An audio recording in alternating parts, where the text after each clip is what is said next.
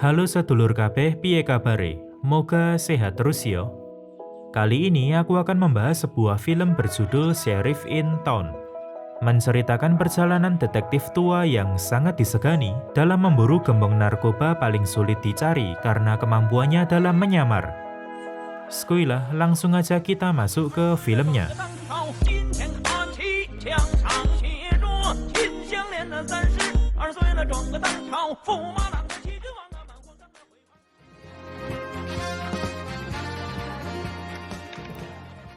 Bertempat di kota Daejeon, detektif Choi dan Jong-chul sedang memburu gembong narkoba dengan sebutan Popeye.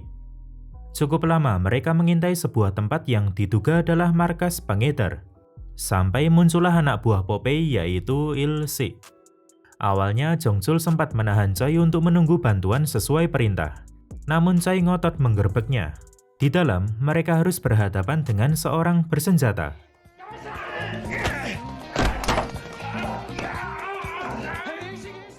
Sementara itu, Il-sik melarikan diri. Tak lama kemudian, Choi mendapati rekannya ini telah ditusuk. Lalu saat hendak mengambil alat pertolongan, didapatilah seorang pria yang sedang ketakutan di dalam kamar mandi.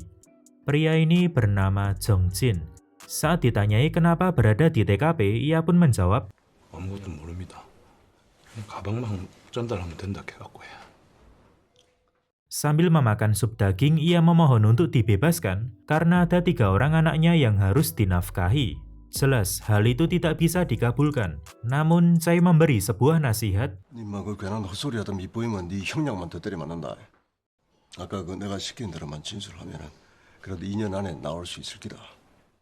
Sebelum diangkut menggunakan bus tahanan, Jong-jin menitipkan surat untuk dikirimkan ke rumahnya. 어머니하고 아들한테 인사. Kemudian Choi mendapatkan kabar buruk. Ia dipecat dari kepolisian karena telah mengabaikan perintah dan membuat tersangka utama lolos. Sebelum kembali ke kampung halaman, Choi hendak mengirimkan surat titipan Jong-jin. Surat itu sempat dibuka dan memang benar ditujukan untuk keluarganya. Ia pun merasa iba sehingga menyisipkan sejumlah uang ke amplop.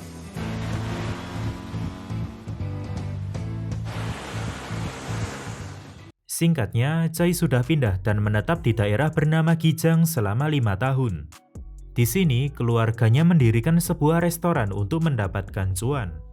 Di kampung halamannya ini, Choi dikenal sebagai mantan polisi yang hebat. Ia pun sangat dihormati dan dianggap sosok pelindung yang tulus melayani warga. Tidak hanya warga biasa, polisi setempat juga mempunyai relasi yang baik dengannya. Suatu hari, Choi mendapat laporan kalau ada orang asing yang memakai narkoba di wilayahnya. Ia pun mengumpulkan warga untuk melakukan penggerbekan.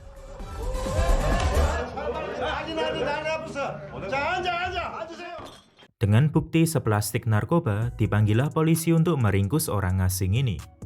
Setelah dikonfirmasi, ternyata narkoba berbentuk kristal ini sama dengan yang diedarkan Popeye. Sebut saja narkoba emerald. Choi juga mendapat informasi tambahan 광수다들 말로는 물건이 일본이랑 중국에까지 뭐. serta foto Il-sik yang belakangan terlihat di daerah Gijang.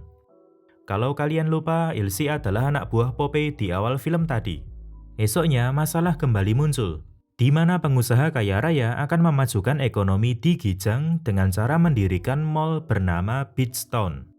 Walau kedengarannya positif, namun Choi dan teman sekampungnya menolak pembangunan itu. 단물만 빼먹고 내뺄까봐 그게 걱정이지 뭐. Mereka lalu mengumpulkan massa untuk mengadakan demo.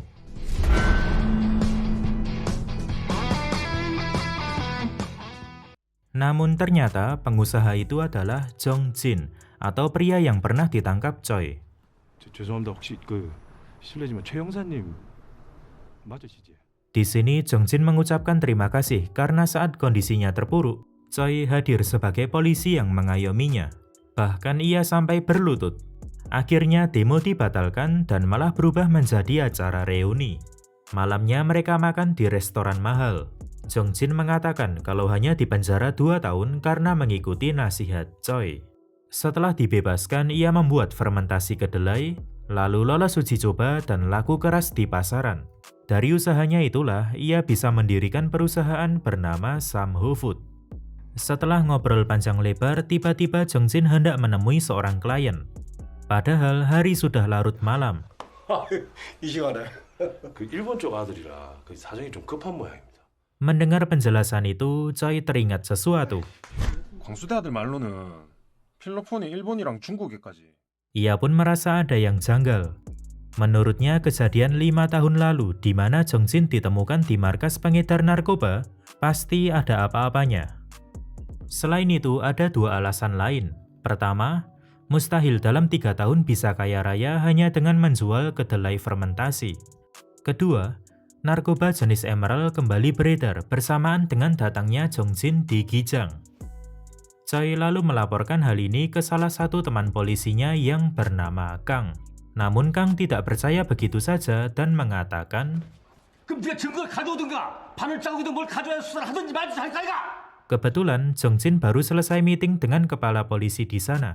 Choi lalu menghampirinya lalu mengajak untuk ikut beberapa kegiatan warga Gijang. 이 지역 커뮤니티의 정서라는 게 또 있다 아이가 움직이게 이 정서를 건드려줘야 Bermain sepak bola, tujuannya adalah untuk mengetes kebugaran Jong-jin. Kalau engap-engapan, berarti kemungkinan menggunakan narkoba.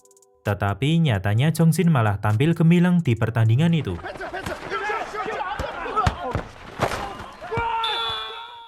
Rencana pertama pun gagal. Kemudian mengajaknya mandi bersama. Di sini Choi melihat bagian tangan Jong-jin yang ditutupi. Ia pun yakin kalau ada bekas suntikan jarum saat memakai narkoba. 그 팔에 그 뭐고 어디 아프라 아 이거요 제가 옛날부터 팔꿈치가 안 좋아가지고. Dengan alasan lengannya juga sakit, Choi hendak meminjamnya. 제가 드릴게요. 아이고 아름답다 아름다워. 뭐가 그 신났습니까? Tetapi lagi-lagi gagal. Bahkan Choi dan sepupunya yang bernama Deokman juga sempat mengetes urin Jong-jin. Namun hasilnya nihil. 이랑은 아무 이상 없다는 거 아닙니까? Kemudian Choi dan sepupunya itu mendatangi pabrik milik Jong-jin. Karena belum berhasil membuktikan bahwa Jong-jin adalah pecandu, mereka pun hendak mencari barang buktinya langsung. Apesnya, saat diam-diam menggeledah muatan truk, mereka malah terjebak. Alhasil mereka pun terbawa sampai jauh. 절대로 들키면 안 된다 Untunglah Choi bisa pulang lebih dulu, sementara Deokman. Suatu malam, Jong-jin mengajak Choi dan kawan-kawan untuk minum bersama. Mengetahui bahwa seorang bernama Chonmo menjual AC, Jong-jin hendak membeli untuk pabriknya. 공장이 그렇게 크지 않아가지고 막 이래저래 하면 한 100대 정도면. Bahkan ia juga melarisi usaha yang lain. Kini keadaan mulai semakin sulit karena orang-orang mulai menaruh simpati pada pengusaha ini. Tidak hanya teman-teman Choi, Jong-jin juga mencuri perhatian warga untuk menyetujui pembangunan Mall Beachtown. 요새 이런데 누가 옵니까? 이참에 비치타운 들어가면 좀 편하게. 조건이 좋아가 지금 상인들 대부분이. Singkat cerita, pembangunan mall telah selesai. Bersamaan dengan acara peresmian, hari ini warga Gijang akan memilih ketua komunitas yang baru. Dicalonkanlah 2 nama kandidat yaitu Choi serta Jong-jin. Namun tampaknya posisi Choi sebagai pengayom warga sudah tergeser oleh Jong-jin. Bahkan salah satu temannya juga berpaling darinya. Pemungutan pun selesai dan Jong-jin yang terpilih. Malamnya Jong-jin mentraktir warga Gijang untuk makan bersama. Di sini Choi merasa jengkel karena bukannya berhasil mengungkap kebusukan Jong-jin, malah sebaliknya. Dalam kondisi mabuk berat, ia pun hilang kesabaran dan melabraknya. 정말 저거 맞은 놈이지 압니까? Bahkan ia sampai membuka bagian lengan Jong-jin untuk membuktikan bekas suntikan jarum narkoba. Tetapi dugaannya selama ini salah. Bukannya marah, malah Jong-jin yang meminta maaf. Ia pun menceritakan kisah hidupnya yang penuh lika-liku untuk menepis semua tuduhan Choi secara halus. Namun cerita itu direspon dengan, 다른 사람은 속이도 내 눈은 못 속인다. masih belum menyerah, 2 saudara ini menyelinap ke apartemen Jong-jin untuk menemukan barang bukti.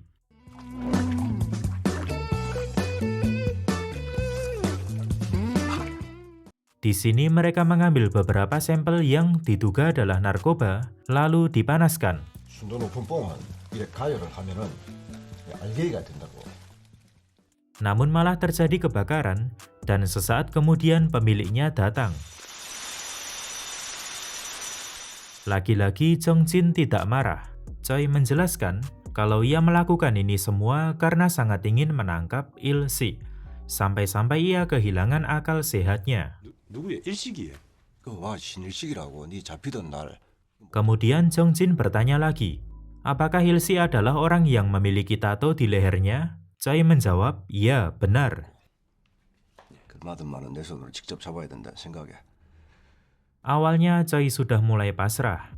Sampai suatu hari, ia mendapati anaknya yang baru saja melukis tato di punggungnya. Ia pun teringat dengan sebuah foto miliknya. Di sini tampak Il-si memiliki tato di leher, namun foto itu baru saja diambil. Sementara 5 tahun yang lalu saat Jong Jin ditemukan di markas pengedar narkoba, saat itu Il-si masih belum memiliki tato. Disinilah kecurigaan Choi kembali muncul. 5년 전엔 일식이 목엔 문신이 없었어. Penyelidikan juga kembali dilakukan. Choi dan Deokman mendapati Jong Jin menyeberang sebuah pulau dengan kapal. Setelah itu, Choi menyusulnya dengan diantar oleh seorang nelayan sebut saja Kapten Wang.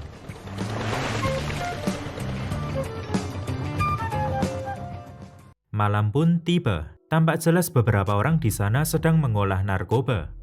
Tetapi sayangnya, Choi tidak bisa menghubungi Deokman untuk meminta bantuan karena tidak ada sinyal.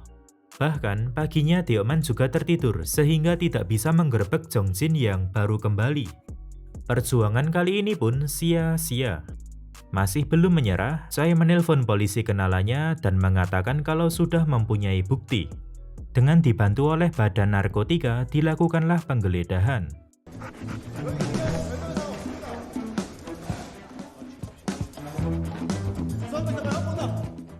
Sayangnya tidak ditemukan bukti apapun.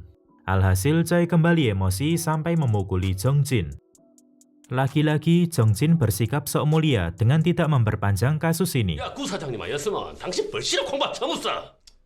Di perjalanan pulang, Choi menantang untuk baku hantam di lapangan. Awalnya ia bisa memukuli sesuka hati, namun tiba-tiba Jong Jin balik menghajarnya dan mengancam untuk tidak berani berbuat macam-macam. Tidak hanya itu, bahkan teman-teman Choi juga mulai membencinya. 아니 흘러온 돌이 박힌 돌을 뺄 수 뭐 구사장이 그래 밀볼 수도 있지 밀을 수도 있어. Kini mereka lebih berpihak pada Jong Jin yang dianggap lebih layak memajukan Kijang.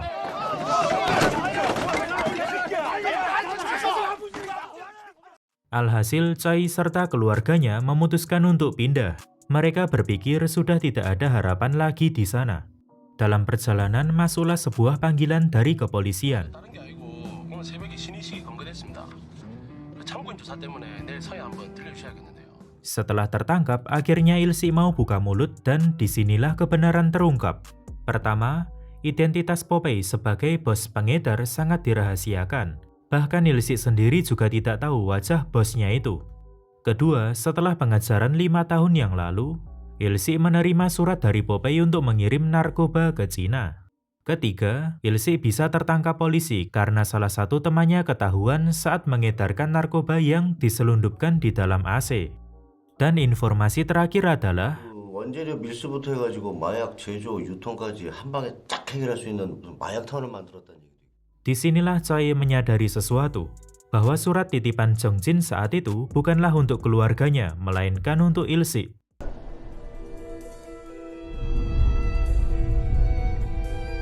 Lalu AC yang dimaksud Il-si bisa jadi adalah AC yang saat itu dipesan oleh Jong Jin. 공장이 그렇게 크지 않아가지고 막 이래저래 하면 한 100대 정도면.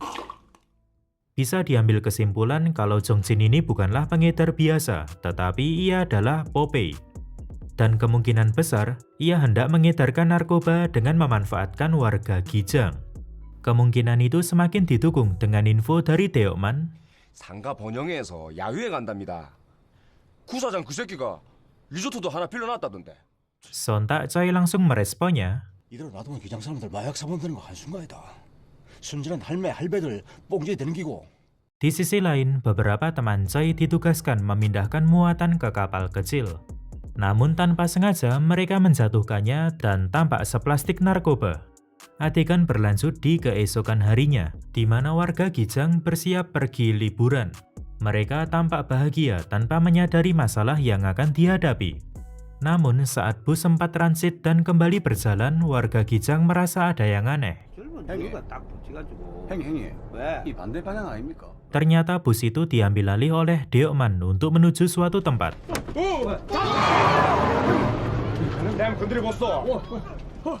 Sementara di tempat lain, Jong-jin sedang mengadakan kesepakatan dengan orang Jepang.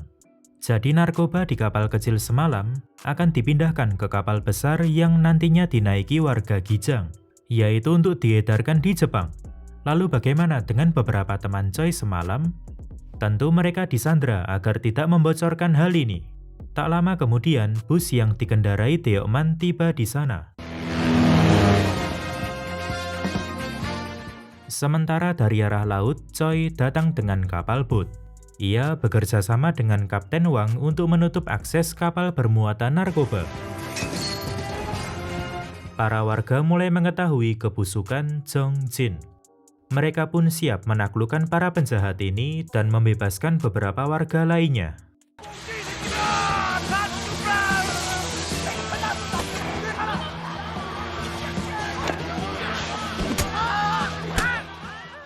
Sedangkan Choi mengejar Jong-jin yang hendak kabur. Jong-jin terhenti di depan sebuah gudang karena dihadang oleh orang suruhan Choi. Di sini Deokman sempat menelpon untuk menginfokan kabar baik. Setelah itu, ia menantang baku hantam di dalam gudang. Awalnya pertarungan ini terjadi cukup imbang.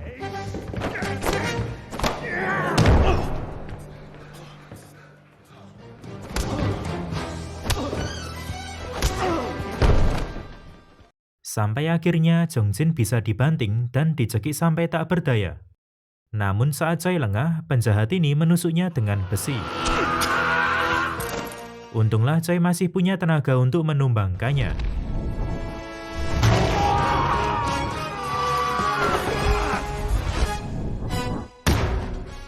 Tak lama kemudian polisi berdatangan. Akhir yang bahagia di mana Jong-jin alias Popeye dibekuk polisi. Choi masih selamat, teman-temannya datang untuk meminta maaf. Tak ketinggalan kepala polisi yang menawarkan bergabung kembali dengan kenaikan jabatan.